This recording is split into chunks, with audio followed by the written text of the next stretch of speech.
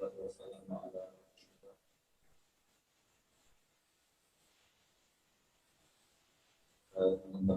PCI untuk Taiwan yang saya hormati, Kiai Muhammad Koyan, ada Kiai Arif Komiti, di Tomo Sarkom, Tadaki, semua teman-teman yang saya hormati, terus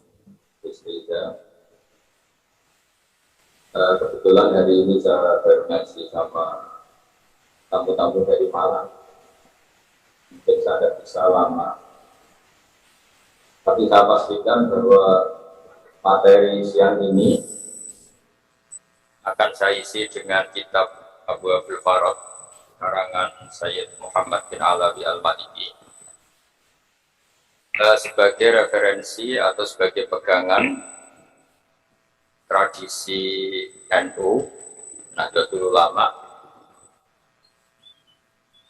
di mana di antara tradisi yang sering dilakukan itu melafadzkan kalimat-kalimat thayyibah yang kebetulan dipakai tahlil 1 sampai 7 hari atau 40 hari. Supaya bahwa kalimat itu tetap kalimat thayyibah. Kalimat thayyibah itu la ilaha illallah Muhammadur Rasulullah, di mana keramat kalimat ini adalah orang yang kafir 70 tahun gara-gara melafadzkan kalimat ini menjadi berhak masuk surga. Di Quran dijelaskan kulil ladzina kafaru iyantahu yufar lahum ma qad salaf. Jadi kalau orang kafir mau mengakhiri kafirnya dengan melafadzkan kalimat thayyibah, maka kesalahan masa lalu itu akan dihapuskan. Jadi kalimat ini benar-benar sakti, di mana orang yang kafir 70 tahun saja bisa menjadi muslim, bisa menjadi mukmin, dan langsung berhak menjadi ahli surga. Kemudian kalimat ini kebetulan nasibnya itu ketika dipakai tahlilan, dipakai ziarah kubur itu terus menjadi tersangkal. Ini yang BR-BR. Seakan-akan sudah ada kalimat thayyibah lagi, hanya kebetulan dipakai di kuburan, dipakai hitung dinani mayat, 7 harinya mayat dan sebagainya. Maka saya sebagai pemerhati itu, saya pastikan bahwa kalimat itu tetap kalimat thayyibah, dan dia tetap kalimat thayyibah, entah dibaca di masjid, entah dibaca di kuburan, entah dibaca pas 7 hari dan 40 hari dan seterusnya. Karena status kalimat ini kalimat yang luar biasa. Sehingga Ibnul Qayyim dalam Muqaddimah kitab Zadul Ma'ad ini, supaya teman-teman melafadzkan kalimat ini lebih lebih masuk. Di situ dijelaskan bahwa surga yang semewah itu dengan fasilitas semegah itu, selek itu, super mewah, itu diperuntukkan bagi yang mau mengakui la ilaha illallah. Jadi surga dibikin segala kemewahannya, dengan segala kemewahannya. Yang katanya bapak-bapak per satu bapak dapat bidadari 70 atau 100 sesuai khayal mereka. Itu sesuai keinginan mereka, itu bagi yang melafadzkan la ilaha illallah. Neraka yang dibikin se-ekstrim itu, yang dalam sebuah riwayat diterangkan kalau batu dijatuhkan ke neraka itu sampai bawah menuju 70 tahun. Kita nggak bisa bayangkan ya, kalau betapa dalamnya neraka itu, karena batu dijatuhkan itu untuk sampai ke ujungnya sana, ke cekungan paling dalam itu nunggu 70 tahun. Itu diperuntukkan bagi yang menolak la ilaha illallah. Jadi kalimat ini benar-benar kalimat yang menjadikan surga dibikin bagi yang melafadzkan dan neraka dibikin bagi yang menolak. Betapa dahsyatnya kalimat la ilaha illallah. Jadi kalimat ini tidak mungkin menjadi kalimat yang biasa-biasa saja. Lalu para kiai-kiai, para wali songo dulu, supaya kalimat ini familiar, dilatih, diulang-ulang. Nah, pengulangan-pengulangan ini butuh momentum. Nah, momentum paling orang ingat mati itu ya ketika ada orang mati, hitung dinari mayat, 40 hari mayat. Ini momentum orang mudah diajak la ilaha illallah, diajak wiridan ya gitu. Sehingga saya pastikan bahwa kultur-kultur ini harus kita bela secara ilmiah, baik ilmiah referensi maupun ilmiah secara sosiologi.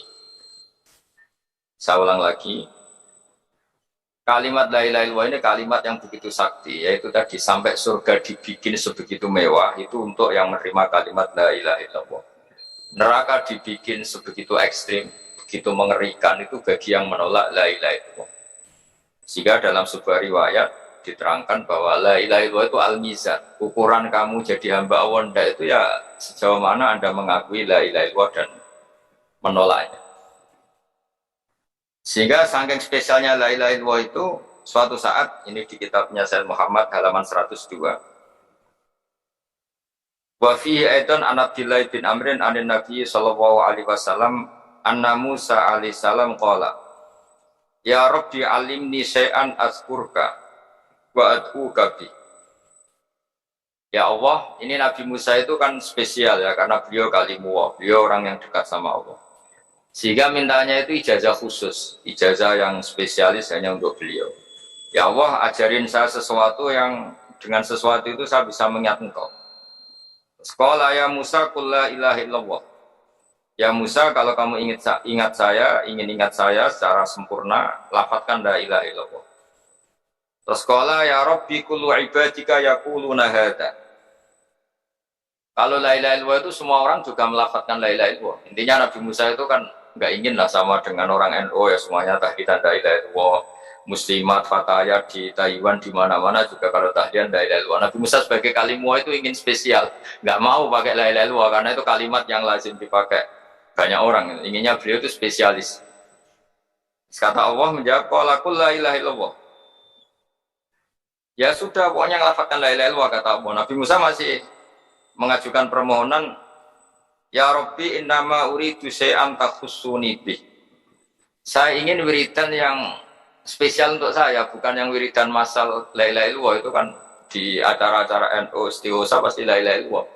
Kira-kira itu ya masa kalimullah sama dengan Banser sama dengan Ansor sama dengan adat NU. Beliau nggak mau, inginnya spesial, inginnya kalimat-kalimat yang spesial. Terus qala ya Musa law anna samawati sab'a wa amiruhunna ghairi wa amiruhunna ghairi wal aradina sab'a fi kaffatin. Ada yang baca fi kaffatin wala ilaha illallah fi kafatin atau fi kifatin namalat bihinna la ilaha illallah. Sudah Musa, yang bisa menandingi beratnya langit bumi itu hanya la ilaha illallah. Kamu jangan minta kalimat yang aneh-aneh. Itu kalimat yang andaikan ditimbang dengan langit bumi itu pasti tetap unggul la ilaha illallah.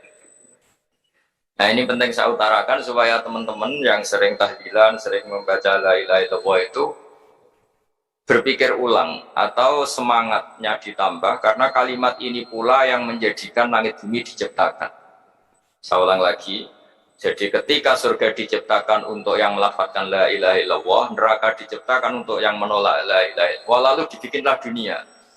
Dunia ini dibikin untuk pelatihan la ilaha illallah. Lalu butuh pelatih, maka diutusnya para rasul supaya melatih la ilaha illallah Muhammadur Rasulullah. Nah, saking begitu spesialnya kalimat ini, sampai ketika Nabi Musa minta doa khusus atau ijazah khusus, tetap saja ijazah dari Allah disuruh melafadzkan la ilaha illallah. Jadi kalimat ini penting sekali. Lalu kalau kita tidak ngaji seperti ini, itu nanti teman-teman tuh hanya misalnya yang mimpin kiai siapa, waduh lama itu kalau tahlilan ya. Kalau yang mimpin kiai siapa, wah itu tahlilannya begini. Jadi menyoal lama tidaknya tahlilan itu sejauh mana kita memahami la ilaha illallah. Kalau kita memahami la ilaha illallah adalah kalimat spesial, maka kita menghormati pada orang mukmin yang lain juga gampang. Karena orang-orang mukmin yang kita kira orang biasa atau bahkan orang rendahan, kita tidak bisa menganggap itu orang rendahan karena dia adalah orang yang min ahli la ilaha illallah. Jadi orang menghormati mukmin yang lain itu bergantung cara pandang. Ketika kita cara pandang la ilaha illallah itu spesial, maka pelafatnya siapapun itu akan spesial di mata kita. Karena dia min ahli la ilaha illallah. Tapi kalau kita menganggap la ilaha illallah itu biasa saja, maka kita akan menganggap yang melafatkan itu biasa saja. Itu keliru besar. Kalimat ini adalah kalimat yang andaikan kesalahan kita seberat langit dan bumi dibandingkan kalimat ini, pasti yang unggul kalimat ini. Sehingga dalam satu riwayat ada orang yang salahnya itu banyak sekali. Ini saya baca ya, ada kata ini di riwayatnya Ahmad bin Hambal, kata Rasulullah Shallallahu Alaihi Wasallam, Inna Allaha Taala istakhlisu rajulan ummati ala ru'usil khalaik. Ada orang dipinggirkan Allah, dipanggil sendiri, kemudian dipertontonkan di depan banyak orang.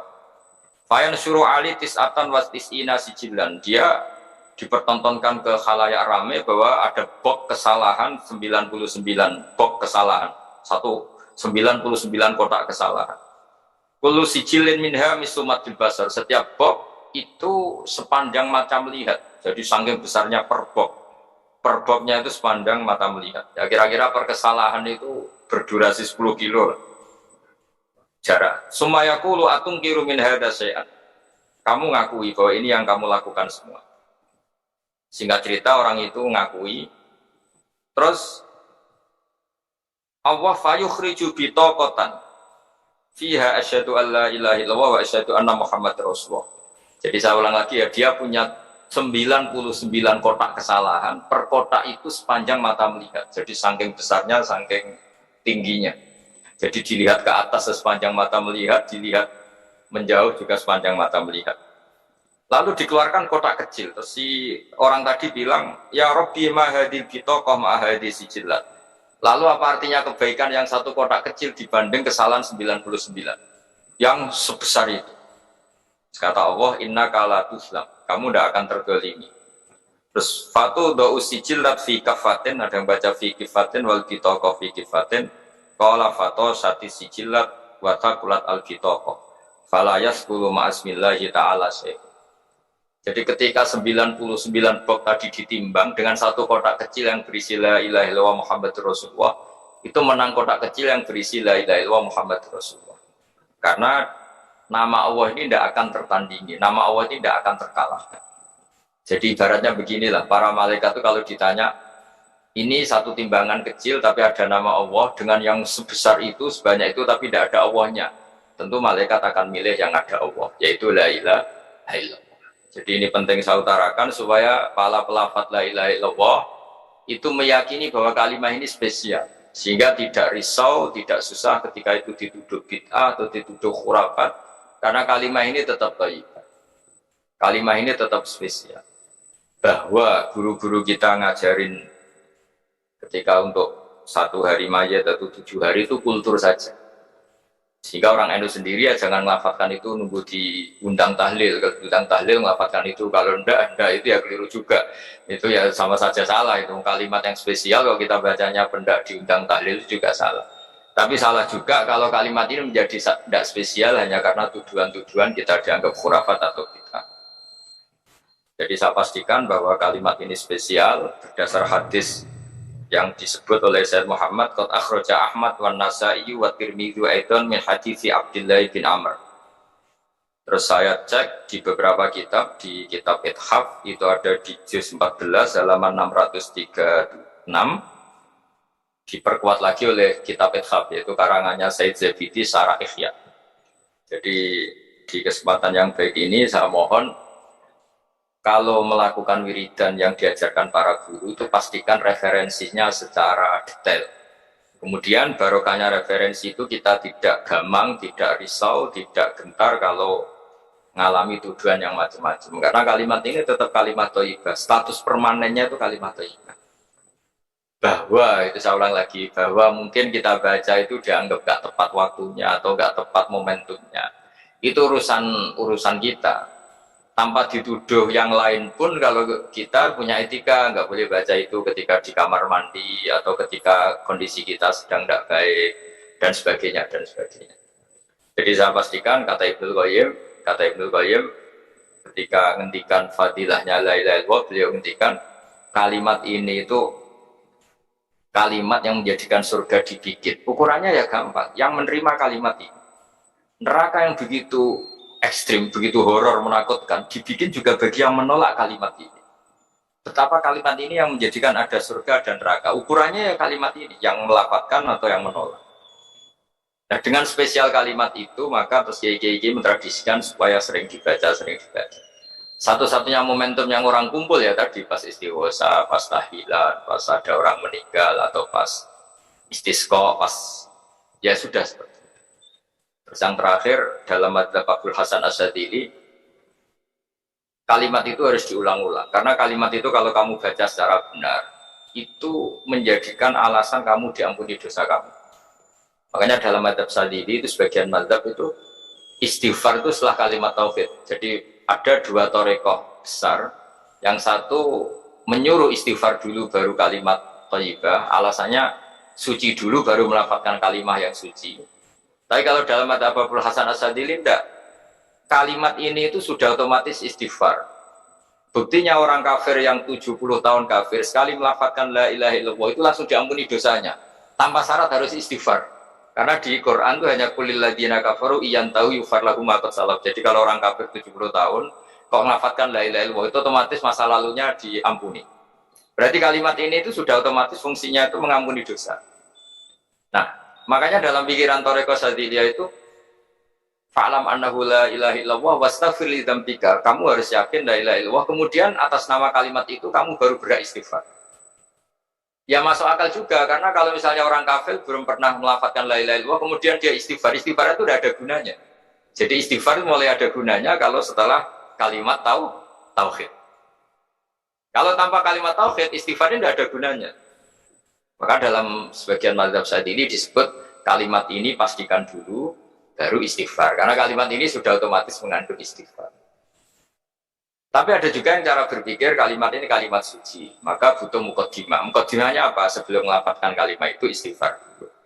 Saya pikir itu nggak perlu diperdebatkan karena itu masalah jauh, masalah rasa, masalah sanad, juga masalah ijazah. Ya monggo mawon kalau mau wiridan la ilaha illallah dulu atau istighfar dulu. Yang penting saya pastikan kesakralan kalimat ini tidak bisa gugur oleh tuduhan apapun, oleh pikiran apapun. Karena kalimat ini status permanennya itu al-baqiyatus sholihat, kalimat yang abadi, kalimat yang selalu layak, as-sholihat itu selalu layak dibaca di dunia maupun di akhirat. Jadi saya mohon maaf karena tidak bisa ngikuti sampai selesai, karena saya juga baru habis ngaji tadi sama beberapa tamu. Saya mohon maaf. Barokah doa Gus. Assalamualaikum warahmatullahi wabarakatuh. Doa.